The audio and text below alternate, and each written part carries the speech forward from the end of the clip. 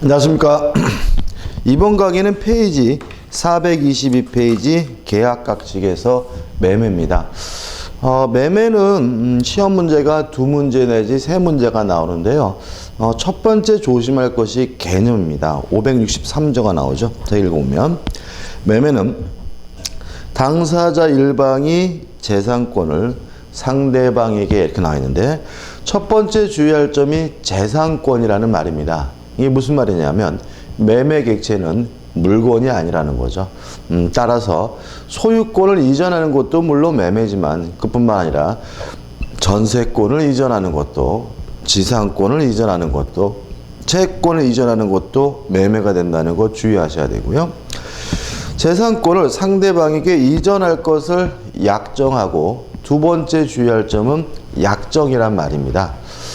매매 계약은 낙성 계약이에요. 따라서 실제로 재산권을 이전해야 성립하는 것이 아니라 이전하기로 약정만 하면 성립한다는 거 주의하셔야 되고요. 따라서 만약에 문제 지문에서 매매는 재산권을 이전하고 대금을 지급함으로써 성립한다 그러면 X입니다.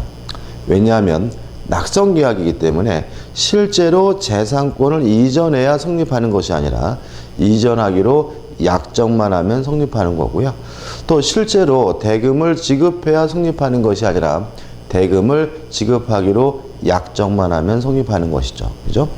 그 다음 계속 보시면 상대방이 그 대금을, 세 번째 주의할 점은 재산권의 대가로서 반드시 대금 금전이어야 한다는 점이죠. 왜냐하면 만약에 재산권을 이전하기로 약정하고 또 다른 재산권을 이전하기로 약정한다면 그거는 매매가 아니라 교환이기 때문에 그렇다는 거 조심하시기 바라고요. 세 가지를 조심하자고요. 첫째, 매매 객체는 물건이 아니라 뭐죠? 재산권이다. 두 번째, 낙성 계약이므로 실제로 재산권을 이전해야 성립하는 것이 아니라 약정만 하면 성립하는 거고요. 세 번째, 대가는 반드시 금전이어야 합니다. 만약에 금전이 아닌 또 다른 재산권을 이전하기로 하면 그것은 매매가 아니라 교환이 된다는 거 주의하셔야 됩니다. 이런 내용이 매매의 성질에서 나와 있으니까 한번 보시기 바라고요. 우측에 보시면 대표 예제가 나오죠. 풀어볼까요? 매매에 관한 설명 중 틀린 것은 1번 특정한 재산권의 이전과 대금의 지급은 매매 계약의 실행 내지 이항이 지나지 않으며 그 성립 요건이 아니다. 맞죠? 다시 말하면 낙성 계약이기 때문에 실제로 재산권을 이전해야 성립하는 것은 아니란 말이죠. 2번 매매 계약의 비용, 채무 이행 시기 및 이행 장소 등에 관하여 합의가 없으면 매매 성립에 영향이 있다. X입니다. 재산권을 이전하기로 약정하고요. 대금을 지급하기로 약정만 하면 이미 계약은 성립된 겁니다. 그 외에 비용이나 이행 시기 및 이행 장소는 민법에 별도의 규정을 두고 있기 때문에 정할 수도 있지만 정하지 않으면 민법의 규정에 따라서 결정이 되기 때문에 2번은 X죠. 3번 매매계약 당사자가 아닌 타인 소유하는 물건을 목적물로 한 매매계약도 유효하다. 항상 조심할 것은 남의 물건을 팔아먹으면 안 되는 거죠. 근데 왜 남의 물건을 팔아먹었을 때 그 매매계약이 유효하냐면 유효해야 책임이 발생하기 때문이라는 거 항상 조심하셔야 되고요. 4번 매매계약은 낙성계약이고 불요식계약이고 쌍무계약이고 유상계약이고요. 5번 매수인의 대금 지급 주된 급부 의무는 뭐에 대해요? 매매 대금 지급 의무여야 되겠죠. 왜요? 매매 대금이 아닌 재산권이면 그것은 교환이니까요. 답은 2번입니다. 2번 매매 성립해가지고 당사자의 합의, 그렇죠? 청약이 있고 그에 관한 승낙만 있으면 계약이 성립되고요. 2번 매매 성립에 있어서 특칙해가지고 매매 예약이 나오는데 의는 간단하죠. 미리 본 계약을 체결하기로 약속하는 것을 우리가 매매 예약이라고 하는데, 넘겨보시면 성질해가지고 기억, 이것도 일종의 뭐죠? 계약의 일종이고 따라서 청약이 있고 승낙이 있어야 되고요. 2번 물론 채권계약이고 불요식계약입니다. 자, 근데 문제는 3번 종류가 나옵니다. 중요한 것은 아닌데 일단 예약을 함으로써 승낙을 해줘야 할 의무가 발생할 수 있는데 이 의무가 한쪽 당사자에게만 있으면 편무예약이고요. 양쪽 당사자 모두에게 승낙의 의무가 있으면 쌍무예약이고요. 또 예약을 하면서 예약 완결권이라는 형성권이라는 권리가 생길 수가 있어요. 예약 완결권이 형성권이라는 말은 승낙을 받지 않고 일방적으로 행사한다는 말이고 상대방이 결국은 뭐 하지 못한다는 얘기냐면 거부하지 못한다는 얘기거든요. 이러한 예약 완결권이 한쪽 당사자에게 있으면 일방 예약이고요.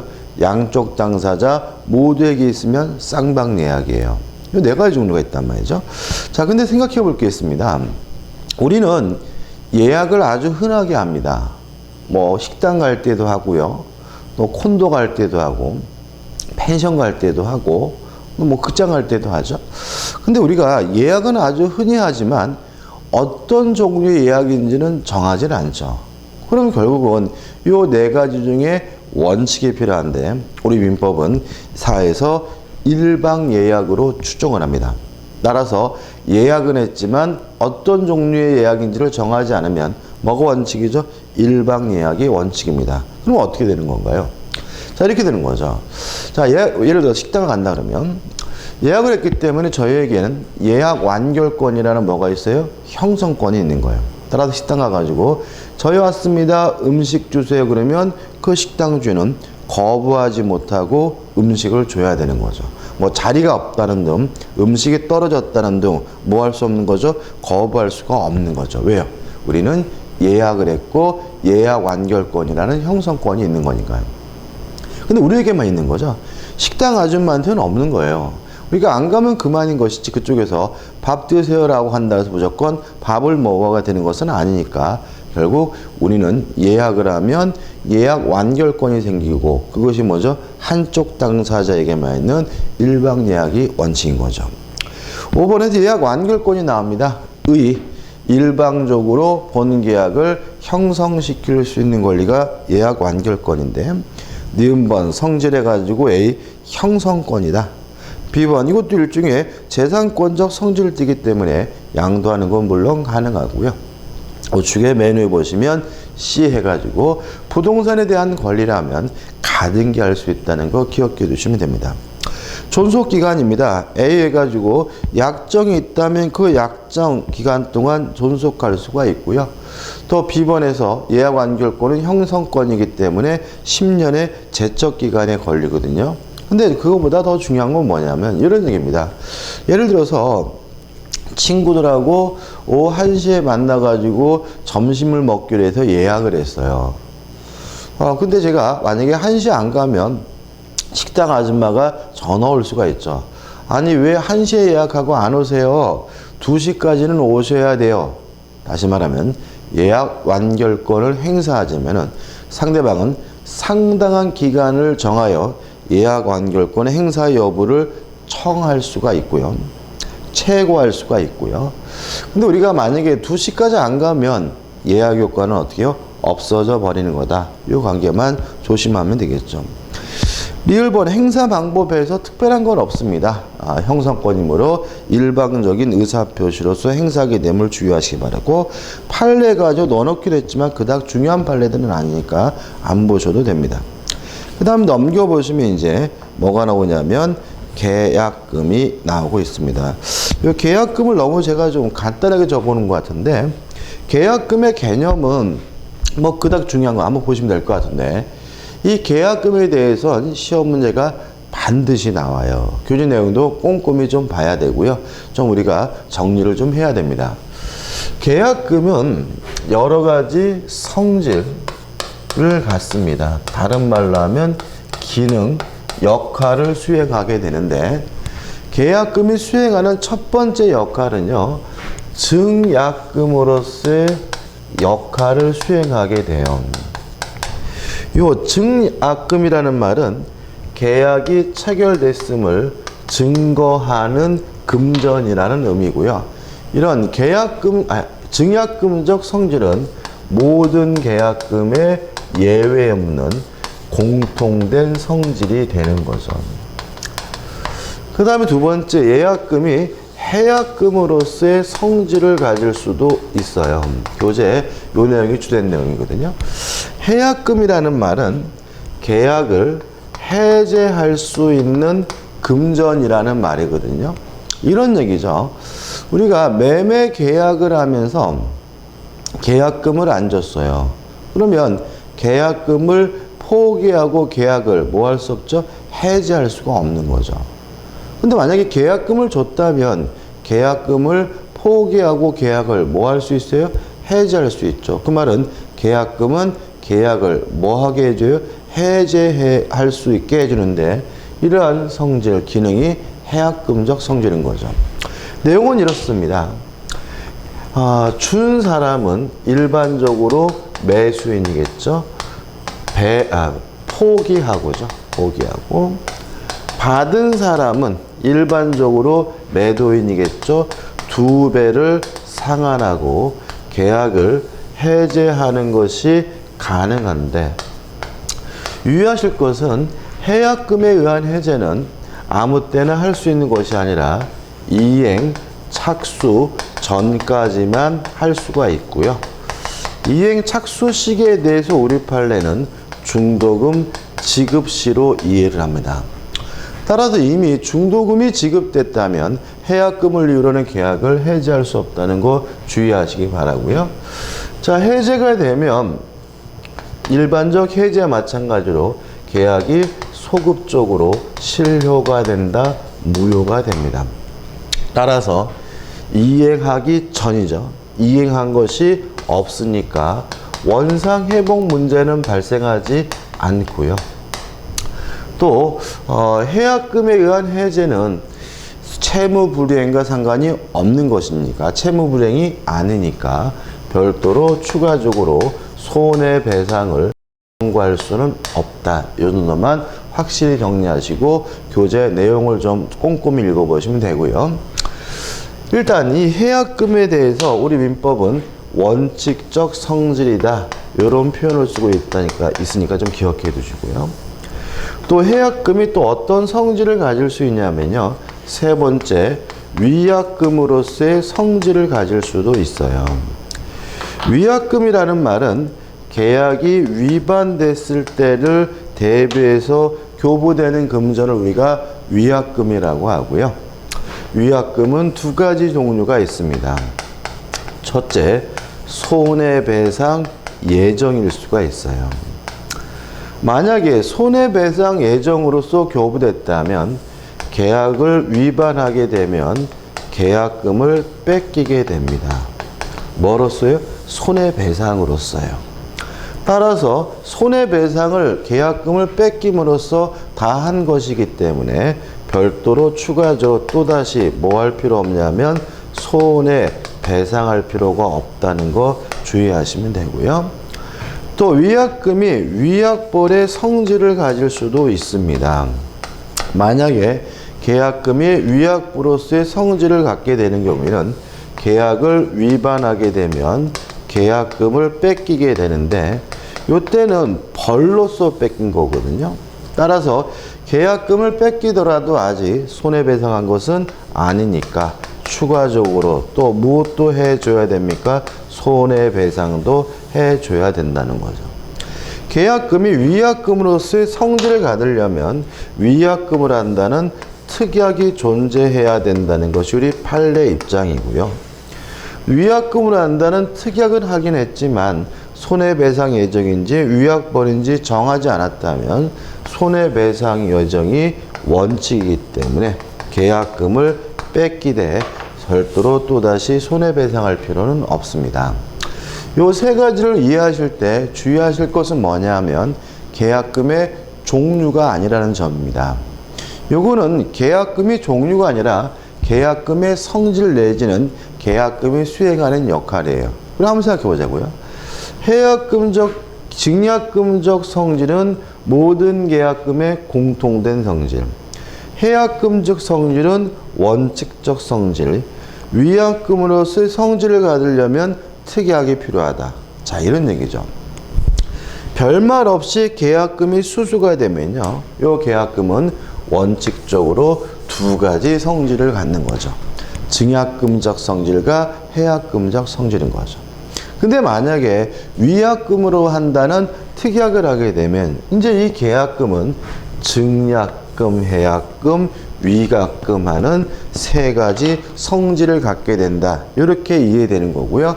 이것을 계약금의 종류를 이해하시게 되면 완전 삼천포가 되니까 주의하시기 바랍니다. 끝이고요. 교재 내용은 꼼꼼히 좀 보시고 판례도 한번 좀 훑어보시기 바랍니다. 428페이지 오시면 대표 예제가 두 가지가 나와 있죠. 좀 보시면 계약금에 관한 다음 기술 중 옳지 않은 것은 1번 계약금 계약은 요물 계약으로서 주된 계약이 성립 이전에 또는 동시에 행해져야 한다. X입니다. 종된 계약이긴 하지만 동시에 해야 되는 건 아니고요. 매매 계약을 한 후에 추가적으로 하는 것도 가능하기 때문에 1번은 뭐가 되죠? X가 되죠. 2번 당사자 사이에 특약이 없는 한 계약금은 해약금으로서 성질을 갖는다는 말은 해약금적 성질은 뭐죠? 원칙적 성질인 거죠. 3번 해약금에 의한 해지로 인해 손해배상 청구권이 발생하지는 않는다. 왜냐하면 해약금에 의한 해제는 채무불이행이 아니므로 별도로 손해배상을 청구할 수가 없는 거죠. 4번 계약금을 위약벌로서 교부한 경우 채무불이행에 따른 별도의 손해배상을 청구할 수도 있다. 맞나요? 만약에 위약금을 한다는 특약을 했는데 이것이 만약에 위약벌이면 계약금을 뺏기되 추가로 또 뭐도 할 수 있어요? 손해배상을 해야 되는 경우도 발생할 수 있기 때문에 별도의 위약벌이죠, 그죠? 위약벌이 아니라 별이죠. 위약벌이니까 별도의 손해배상을 청구할 수도 있다. 맞는 질문이죠. 5번 판례에 따르면 수수인의 계약금을 위약금을 한다는 약정이 있는 경우 안에 손해배상 예정으로서의 성질을 갖는다. 무슨 말이죠? 위약금을 한다는 특약이 있어야 뭐가 되는 거죠? 손해배상 예정이 될 수 있다는 취지니까 맞는 질문이겠죠. 2번 두 번째 문제입니다. 갑은 자신의 토지를 을에게 매도하면서 계약금을 수령한 후 중도금과 잔금은 1개월에 지급받기로 약정하였다. 다음 설명 중 틀린 것은 1번 갑과 을 사이의 계약금을 위약금을 하는 특약도 가능하다. 물론 가능하겠죠. 2번 갑과 을 사이의 계약금 계약은 매매 계약의 총된 계약이다. 맞죠. 3번 을은 중도금 지급한 후에는 특약이 없는 한 계약금을 포기하고 계약을 해지할 수 없다. 맞죠? 이행 착수 전 중도금 지급 전까지만 해약금을 이유로 해지하는 것이 가능하죠. 4번 을의 해약금에 기한 해제권 행사로 인하여 발생한 손해에 대하여 갑은 그 배상을 청구할 수 있다. X죠. 해약금에 의한 해제는 채무불이행이 아니므로 별도로 무엇을요? 손해배상을 청구할 수가 없고요. 답은 4번이죠. 5번 갑과 을 사이의 해약금에 기한 해제권을 배제하기로 약정을 하였다면 더 이상 그 해제권을 행사할 수 없다. 맞죠? 요거는 원칙적 성질인 거죠. 따라서 별말 없으며 해약금적 성질을 갖지만 해약금으로 하지 않는다라고 하면 해약금 성질을 갖지 않을 수가 있기 때문에 5번은 맞는 질문이네요. 우측에 보시면 3번 이제 결론들만 기억할 것들이 몇 가지 나오는데 매매 계약의 비용은 쌍방이 반씩 부담한다. 끝이고요. 매매 효력해가지고 매도인의 의무해가지고 일단 재산권을 이전해줄 의무가 있다. 당연한 얘기니까 한번 쭉 읽어보시면 되고요. 넘겨보시면 3번 이러한 쌍방 간의 의무는 뭐죠? 동시 이행관계다. 이렇게 나와 있는데 물론 매매 계약은 쌍무 계약이니까 당연히 뭐죠? 동시 이행 관계고요. 그 동시 이행 후에 판례가 나와 있고 내용이 과실 수취권 내용이 나왔는데 이건 제가 설명을 좀 드려야 되겠네요. 자, 이런 문제입니다. 이게 중요한데 매매 계약을 요 시점에서 했고요. 매매 계약을 하고 과실이 생겼어요. 그러면 그 과실은 누가 갖게 되느냐 요 문제인데 우리 판례는 우리 민법은 인도 시점을 기준합니다. 만약에 인도하기 전에 과실이 발생했다면 어차피 누가 점유하고 있는 거죠? 매도인이 점유하고 있는 거니까 매도인이 그 목적물에 과실을 수취하게 되고요. 다만 과실을 수취하는 대신 뭐는 못 받냐면 이자는 청구할 수가, 매금의 이자는 청구할 수 없다는 거 기억해 두셔야 되고요. 자, 인도 후에는 누가 점유하고 있습니까? 매수인이 점유하고 있으니까 목적물로부터 발생한 과실은 누가 갖냐면 매수인이 갖고요. 그 대신 대금을 지급하지 않았다면 매수인은 이자를 지급해야 합니다. 여기서 조심할 것은 등기를 기준으로 하는 것이 아니라 인도로 기준으로 한다는 거 좀 조심하시기 바라고요. 그 다음에 이제 우리 판례가 이제 예외를 인정하는 겁니다. 교재에 나와 있는 판례죠. 만약에 인도 전이라도 매수인이 대금 지급을 완납했다면 이때부터는 과실을 매수인이 수취하게 된다. 이런 얘기거든요. 자, 한번 생각해 보죠. 제가요, 강아지를 매매 계약했어요. 개를. 근데 매매 계약을 하고 좀 지나 보니까 강아지가 임신했다는 사실이 밝혀졌거든요. 그러면 그 강아지 새끼 이상한가요? 다시 한번. 개를 매매 계약했는데 강아지를 뱄대요. 그러면 그 강아지는 누구 거냐? 인도 받기 전에 태어난다면 매도인이 그 강아지를 가져가고요. 만약에 인도 후에 그 강아지가 태어났다면 그 강아지는 누가요? 매수인이 갖게 된다는 거죠. 근데 만약에 매수인 입장에서 가만 생각해 보니까 인도 전에 새끼를 낳을 것 같아요. 그러면 꼭 그 강아지를 갖고 싶으면 어떻게 하면 되냐면 인도 받기 전이라도 대금 지급을 완납하면 그때 그 강아지는 매수인이 갖게 된다라고 생각하시면 되겠죠. 끝입니다. 그 다음에 2번에서 이제 뭐가 나오냐면 매도인의 담보 책임이 나오고 있고요.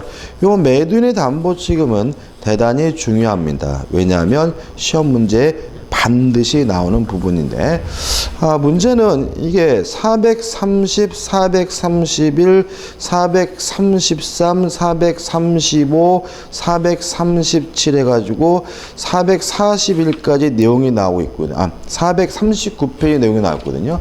그래서 한 문제가 반드시 나오는데 양이 그래도 만만치 않습니다. 그래서 우리가 이거를 교재를 읽어봐야 되느냐, 읽어보고 정확하게 기억한 수만 있다면 좋은데 이게 뒷부분에 있다 보니까 잘 안 됩니다. 그래서 뭘 공부하셔야 되냐면 438페이지와 439페이지 나와 있는 표를 좀 숙지하셔야 돼요. 이건 외우셔야 됩니다. 근데 이게 표로 되어 있으면 좋은 점은 한눈에 딱 보인다는 점은 좋지만 암기하는 것이 좀 만만치 않기 때문에 먼저 반드시 숙지해야 될 내용을 제가 정리해 드릴 거고요. 요 숙지에 대한 내용을 먼저 머릿속에 기억해 두시고 박스를 먼저 보시면서 나머지 것도 정리를 해야 됩니다. 첫 번째 여러분들이 반드시 기억해야 될 것은 매도인의 담보 책임은 무과실 책임이라는 얘기입니다. 따라서 매도인은 아무런 고의도 과실이 없더라도 기본적으로 무엇은 부담해야 돼요? 담보 책임은 부담해야 된다는 거 하나 꼭 기억해 두셔야 되고요. 두 번째는 권리의 하자에서, 다시 말하면 권리에 문제가 있을 텐데 매수인이 물론 선이라면, 모르고 샀다면 당연히 담보 책임을 물을 수 있는 게 가능합니다. 따라서 복잡하게 생각하지 마시고요. 선의의 매수인이 뭔가를 못한다 그러면 X다 이렇게 접근하시면 되고요. 매수인이 악이라면 뻔히 알고 샀으니까 원칙적으로 담보 책임을 물을 수가 없어야 되는데, 우리 민법은요, 요 악의 매수인에게도 인정해 주는 거예요. 이게 시험 문제 답입니다. 첫째, 빨간색이네요. 첫째, 전부 타인의 권리인 경우, 매수인이 악인 경우에도 계약을 해제하는 것은 가능하다. 두 번째, 일부 타인의 권리인 경우 악의 매수인도 대금, 감액은 청구할 수가 있다. 세 번째, 저당권 전세권이 설정되어 있었는데요. 요 저당권 전세권이 실행되는 바람에, 다시 말하면 경매가 되는 바람에 매수인이 권리를 취득할 수 없거나 상실한 경우에는 악의 매수인은 해제도 할 수 있고 손해배상도 청구할 수 있다는 거 반드시 숙지하셔야 되고요. 요 세 가지는 어느 정도 숙지하셔야 되냐면 타이트하게입니다. 꼭 구구단 외우듯이 줄줄 나오도록 암기해야 됨을 주의하셔야 되고요. 그 다음에 세 번째로 물건에 하자가 있는 경우입니다. 물건에 하자가 있는 경우에는 매수인은 선의이고 무과실이어야지만 담보 책임을 물을 수가 있다는 거 꼭 기억해 두셔야 되겠죠. 다시 말하면 물건의 하자에 대해서는 악의 매수인에게는 아무것도 인정되지 않는다는 거 주의하셔야 됩니다.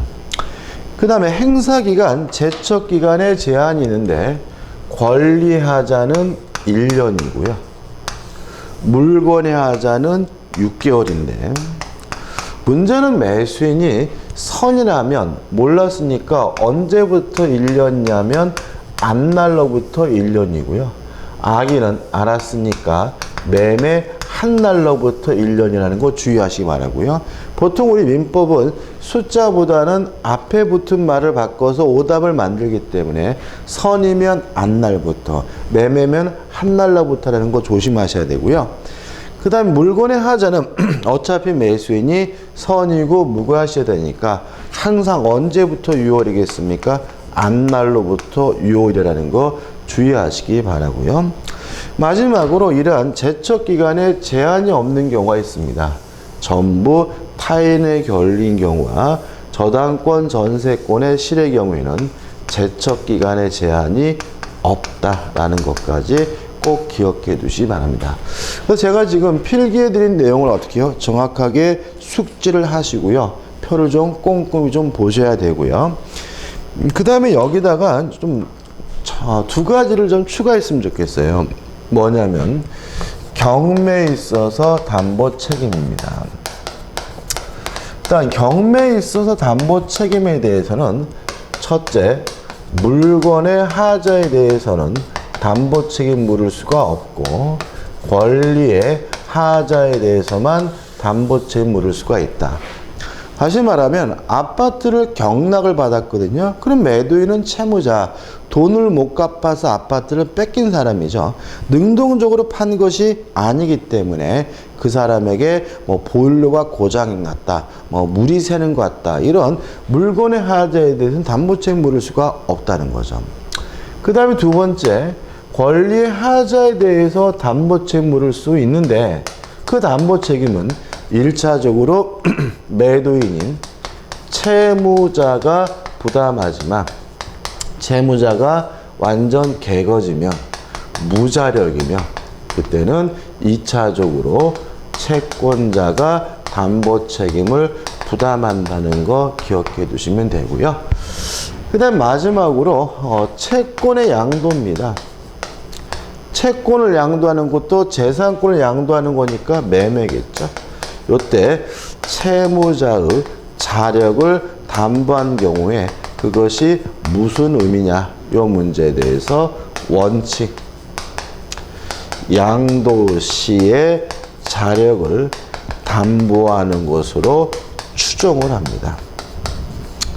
다만 마지막입니다. 아직 변제기가 도래하지 않고 있다면 이때는 언제 자력을 담보한 거냐면 변제기의 자력을 담보한 것으로 추정을 한다는 거 주의하시기 바랍니다. 무슨 말인가 싶죠? 뭐 이런 얘기입니다. 을이 갑에게 1억을 빌려줘서 1억을 달러 요구할 수 있는 채권이 있는데요. 급하게 돈이 필요해요. 그래서 병한테 자신의 채권을 양도하려고 한단 말이죠. 물론 좀 할인하겠죠. 그럼 병의 입장에서는 갑이 돈을 갚을 능력이 있는지가 대단히 중요하기 때문에 의뢰에게 물어보겠죠. 야, 근데 갑이 너가 급하다 그래서 내가 돈을 빌려주긴 하는데 갑이 돈 갚을 능력은 되니? 그랬더니 걱정하지 마, 임마. 만약에 갑이 못 갚아주면 내가 대신 갚아줄게. 이게 뭐예요? 채무자의 자력을 담보한 겁니다. 근데 문제는 요 채권을 양도할 때는 갑에게 돈 갚을 능력이 충분히 됐는데 나중에 개그지가 되더라도 완전 쫄딱 망하더라도 의뢰병에게 책임질 필요가 없다. 왜냐하면 채권 양도 시의 자력을 담보한 거 추정하는 것이 뭐예요? 원칙이니까요. 근데 만약에 이 돈이 지금 당장 받을 돈이 아니라 12월 31일 날 받을 돈이면 갑이 못 갚으면 내가 대신 갚아줄게 라는 말은 오늘이 아니라 12월 31일 변제기의 자력을 담보한 것으로 뭐 하게 되는 거죠? 추정하게 되는 거죠. 요 네 가지만 정확하게 여러분들이 숙지하신다면 담보 책임에 관한 문제는 충분히 풀 수가 있습니다. 끝입니다. 439페이지에 매수인의 의무 해가지고 뭐가 나오죠? 대금지급 매수 1. 대금지급 시기는 쌍방이 동일한 기한이 있는 것으로 추정을 하고요. 이 대금지급 장소에서 원칙이 매도인의 현 주소지만 인도와 동시에 대금을 지급하는 경우에는 예외적으로 인도 장소가 되고요. 그 다음에 대금의 이자는 아까 과실할 때 함께 설명드렸던 내용이고요. 넘겨보시면 4번에서 대금 지급 거절권 해가지고 누군가 권리를 주장하는 사람이 있다면 그 범위 내에서 대금 지급을 매수인이 거절할 수 있고요. 다만 이러한 대금 지급 거절에 대해서 매도인은 담보를 제공하고 이행을 청구하거나 아니면 법원에 공탁할 것을 요구할 수가 있고요. 마지막으로 2번 매수인은 목적물을 수령할 의무가 있습니다. 자, 대표 예제가 나오죠. 틀린 걸 쳤는데 3번 보시면 매매 계약이 성립과 동시에 목적물로부터 생긴 과실은 매수인에게 속하므로 X죠. 인도 전이라면 누가 과실을 갖습니까? 매도인이. 따라 답은 뭐죠? 3번이 되고요. 밑에 문제입니다. 하자 담보 책임에 따른 매수인의 다음 권리 중 악의 매수인도 행사할 수 있는 것은 자, 세 가지죠. 전부 타인의 권리인 경우 해제, 일부 타인의 권리의 대금감해, 저당권 전세권의 실행의 경우에 해제와 손해배상이니까 답은 몇 번인가요? 1번. 권리 일부가 타인에게 속하여 매도인이 그 권리를 취득하여 이전할 수 없는 경우 대금 감액 청구권이 답이 되는 거죠. 이번 강의 여기까지고요. 다음 강의 때 이어서 하도록 하겠습니다. 감사합니다.